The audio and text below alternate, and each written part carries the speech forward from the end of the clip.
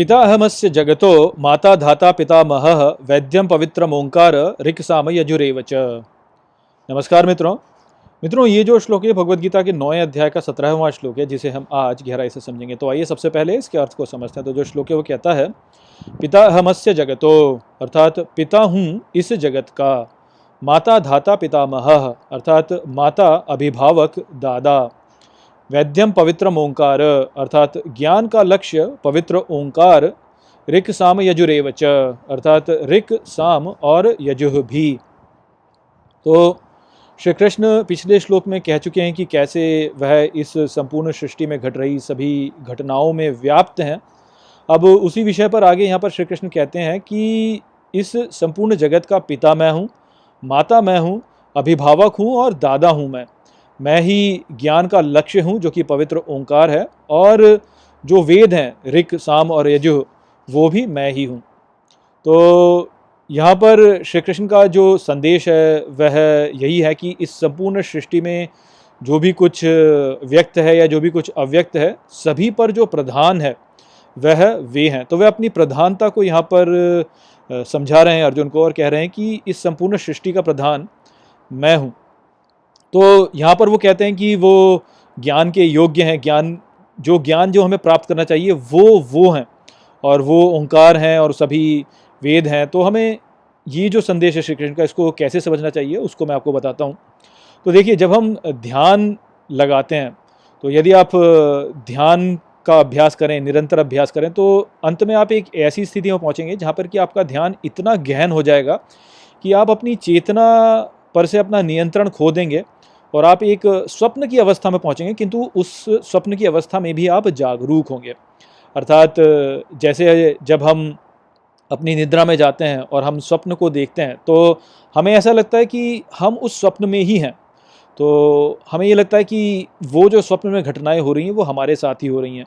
तो ये होता क्या कि हम अपनी जागरूक अवस्था का जो नियंत्रण है वो खो चुके होते हैं और स्वप्न अवस्था में लीन हो चुके होते हैं। किंतु यदि आप ध्यान में अभ्यास करें तो आप एक ऐसी स्थिति में पहुंच जाएंगे जहाँ पर कि आप स्वप्न भी देख रहे होंगे किंतु आप जागरूक भी होंगे। तो आपको ये पता चलेगा कि अच्छा, मैं सपना देख रहा हूँ किंतु ये मैं सपना देख रहा हूँ, ऐसा आपको अनुभव होगा। तो ये जो अवस्था होती है जहाँ पर कि व्यक्ति स्वप्न में भी है किंतु वह जागरूक भी है, ये एक ऐसी अवस्था होती है जहाँ पर कि आपको सीधे दिव्य से उपदेश आ रहे होते हैं। क्योंकि इस अवस्था में जब आप होते हैं और आपके सामने कोई भी दृश्य आता है या कोई भी ध्वनि आप सुनते हैं, तो वो जो दृश्य आ रहा है, जो ध्वनि आप सुन रहे हैं, वह आप जानते हैं कि सीधा मेरे पास दिव्य से आ रहा है। तो ये रहस्योद्घाटन होता है, और जो हमारे वेद हैं वह वास्तव में ऐसे ही रहस्योद्घाटन है। और समस्या क्या होती है कि ये जो रहस्योद्घाटन होता है ये ऐसे सीधा नहीं होता है, ये बहुत ही प्रतीकात्मक होकर होता है। और क्योंकि ये प्रतीकात्मक होता है, इसी कारण से इसको समझने के लिए आपको इसका विवेचन करना होता है। बिना विवेचन किए आप इसको समझ नहीं पाएंगे। यही कारण है कि लोग अपने स्वप्नों को ठीक प्रकार से समझ नहीं पाते और वह उनको ऐसे ही अपनी कल्पना मान लेते हैं, किंतु वास्तव में उनमें गहरा संदेश होता है जो कि दिव्य के द्वारा आपके पास में आ रहा होता है।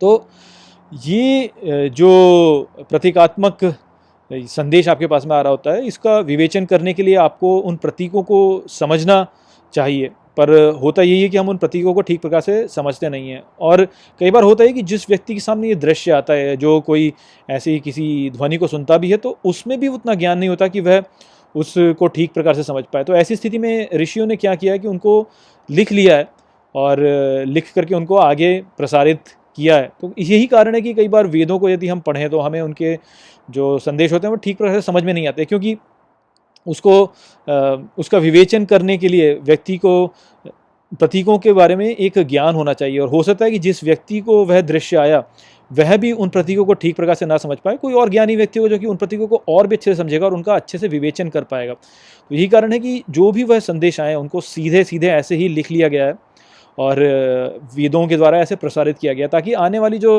हमारी जो भी पीढ़ियाँ रहेंगी वह उनका और अच्छे से गहराई से अध्ययन कर सके और अच्छा विवेचन उनका कर सकें। तो ये तो हो गया वेदों वाली बात कि क्यों वेदों को समझना कठिन होता है और कैसे वेद आए हैं हमारे पास। किंतु हमें ये भी समझना होगा कि ये जो दृश्य आ रहा है, जो कि हमारे पास सीधे दिव्य से आ रहा है, ये कैसे आता है हमारे पास में। तो यदि आप देखेंगे, जब आप ध्यान लगाएंगे तो आप एक अनाहत ध्वनि को सुन पाएंगे। ये जो अनाहत ध्वनि होती है यह ओम की ध्वनि है। ये आप निरंतर सुन सकते हैं इसको, और ये ओम की ध्वनि है। और ये वो सबसे पहला व्यक्त होना है दिव्य से, अर्थात दिव्य से आने वाली जो सबसे पहली व्यक्त ध्वनि होती है वही है ओम की ही ध्वनि होती है।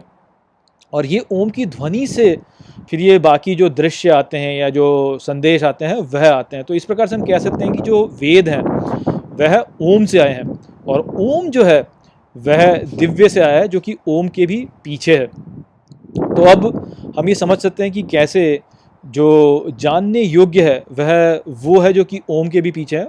और वो क्या है, तो वह हम जानते हैं कि वह अंधकार में अव्यक्त जो है वह है। जो भी कुछ व्यक्त होता है वह इस अंधकार के अव्यक्त से ही व्यक्त होता है।